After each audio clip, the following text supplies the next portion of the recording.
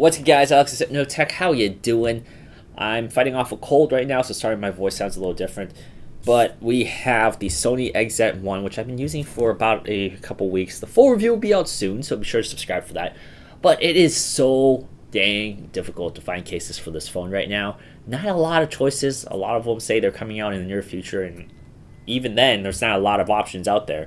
But I did find two on Amazon that you can get right now. So these are hypothetically the two best cases you can get on Amazon right now for the Sony XZ1. So let's take a look at these.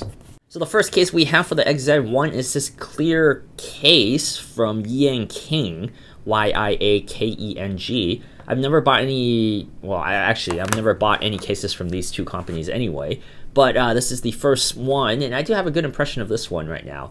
This is only $8. Actually, both of these are less than $10. So that's a definite good thing about, well, these two cases. They're relatively cheap.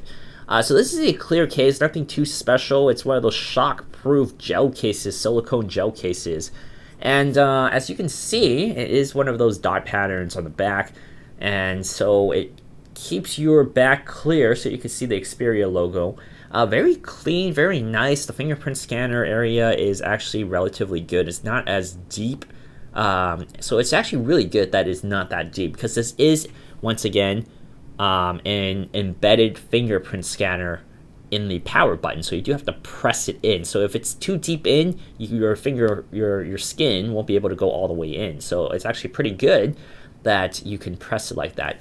Of these two cases here, we'll check this out in a second, this is actually more shallow and easier to get into the fingerprint scanner, so I do like that better. The volume rockers, the buttons are a little difficult to press. They're actually, you gotta click a little harder to get into it.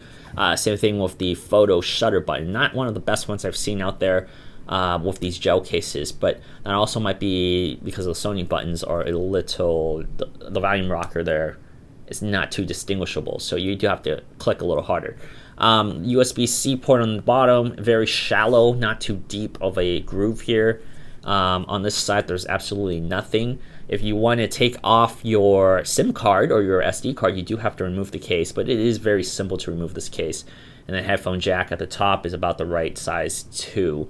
It offers pretty good protection. I haven't dropped it, but it does protect it from scratches for the most part. In the front, there is also, once again, a lip, like almost every single case nowadays. So when you put it down, you won't scratch the screen. It won't be actually on the screen.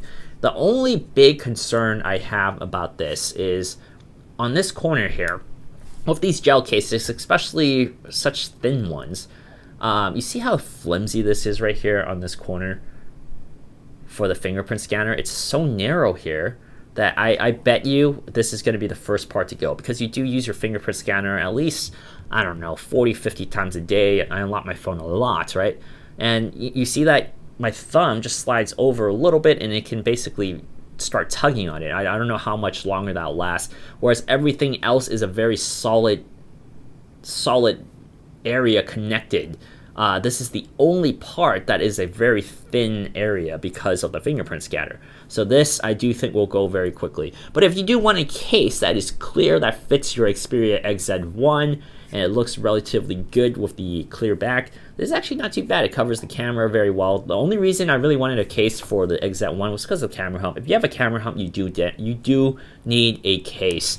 I've learned my lesson with the OnePlus 3, because the OnePlus 3 had a camera hump. You set it on a table. Even if you set it really gently, it'll end up scratching the lens, or the lens will crack eventually. It happens. Camera bumps are the worst. You do definitely need to cover it with a case, at least something so when you set it down, it's not hitting the camera.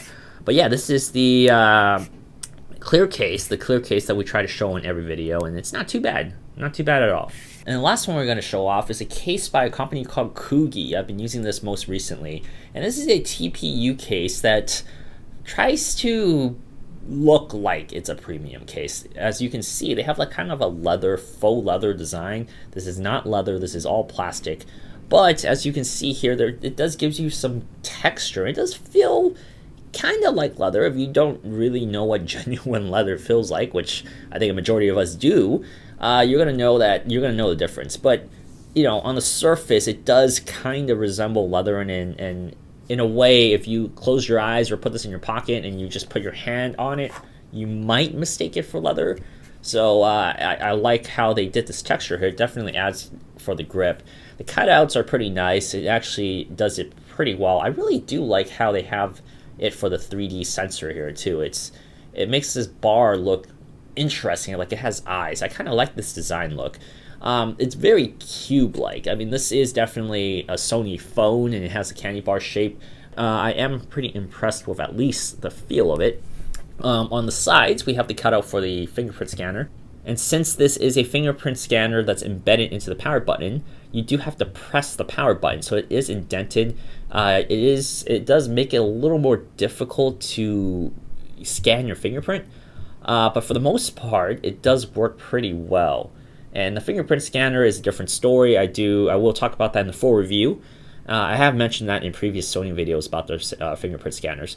But anyway, the buttons are pretty good, so pretty clicky. It's not too intrusive. They do have these ridges here, this design here. I do like that. It gives you additional grip on the phone. And then, of course, once again, the shutter button is perfectly fine. Same level of clickiness as the volume rockers, so I really do like that. And on the bottom, the USB-C port. It's not too deep, so this is actually a pretty good cutout. This is about the right length. Some of them are too deep in, and they're actually not good for USB-C ports. So this is actually about the right one. And then we also have that same texture here that you can use to grip onto. The top for the headphone jack, it's once again, it's not too deep in, which is good. And then on the actual front of the device, we do have a little bit of some bumper space, so when you set it down, it is not going to hit the screen fully. Most cases are like that. Very symmetrical, and if you are a symmetric freak like I am, this is actually really beautiful. Everything is symmetrical and beautiful. And I actually do like this case. The only complaint I do have is that manufacturing of this is not necessarily the best thing in the world. The corners are really sharp. There's a couple times where I pulled it out and it kind of scratched my hand because it's not perfectly shaven off. It's not chamfered perfectly. There are pretty sharp little prickly areas in the corners especially. So you do need to smooth it out a little bit if you want it to feel smoother. However, I do have to say, as of right now, this is probably the best case I can find for the Sony XZ1, and I'm pretty happy using this thing. Only thing is it covers off the back of the Sony phone, but they're all candy bar shaped. It's all about the same. And if there's any phone that looks actually better with a case, it's probably a Sony phone, because you're not missing much there. It actually looks pretty nice like this. Once again, my name is Alex from Tech. Thank you guys so much for watching this video. Let me know if you guys find any good cases for the XZ1. I definitely want to check out more cases for this phone. The review is coming out soon, so be sure to subscribe for that, and I will see you in the next video. If you like this video, be sure to like, comment, and subscribe. Also, hit the bell button below so that you don't miss a single video in the future. I'll see you guys next time. Bye!